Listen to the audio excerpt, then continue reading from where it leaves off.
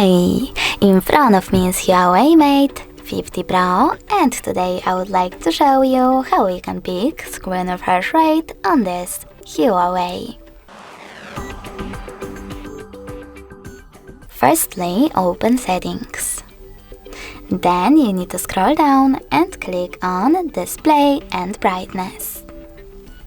Following that, scroll all the way down and tap on Screen Refresh Rate.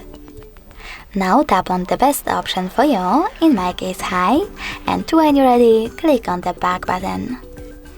As you can see, after that, screen refresh rate of this HUAWEI has changed.